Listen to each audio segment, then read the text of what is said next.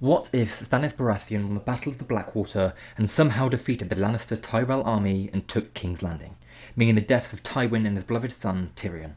Firstly, Joffrey Baratheon would be imprisoned and later publicly executed in a blaze of, fire, alongside the Masters of Twincest and most of the Kingsguard and Small Council. Members of his court would be raised to those positions, more namely, the greatest man in Westeros would be named Hand of the King, Lord Davos Seaworth.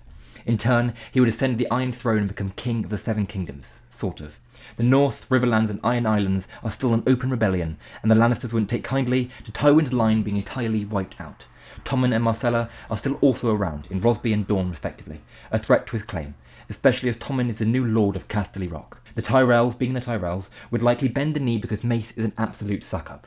The Dornish most likely wouldn't oppose Stannis' ascension, as they hate the Lannisters with a passion hotter than the Lord of Light. And the Vale will carry on being the Westerosi equivalent of Switzerland, if Switzerland was ruled by an entitled toddler. To strengthen his rule, Stannis would demand that Tommen and Myrcella be delivered to him to serve as hostages, threatening House Rosby with a good time in the form of utter annihilation, and betrothing his daughter Shireen to Trystane Martell instead of Myrcella. Or the whole annihilation thing.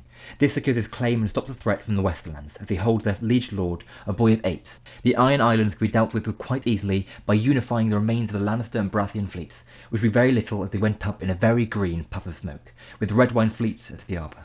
In one fell swoop, the Greyjoy fleet would be destroyed, Balon Greyjoy burnt, and Victarion Greyjoy would be made Lord of the Iron Islands, since Theon is believed to be dead and Euron is non-existent at this point.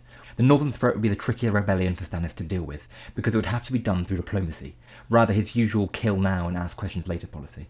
Robb Stark, who was in the Westerlands during Stannis' ascension, would by now have married Jane Westerling, breaking his oath for the Westerosi equivalent of OnlyFans. Victarion Greyjoy holds Moat Cailin, blocking the Northerners from getting home, meaning Robb is absolutely fucked. Stannis would have to appeal to Robb's absolute desperation as the king who lost the North and king who definitely could not beat Stannis with the rest of Westeros behind him, and so likely would offer to help him retake the North in return for him bending the knee. Victarion would leave Moat Cailin simply by the fact Stannis would order him to, now that he is a Lord of the Iron Islands and, let's be honest, has about as much brainpower as Patchface. Robb takes back the North and rebuilds Winterfell.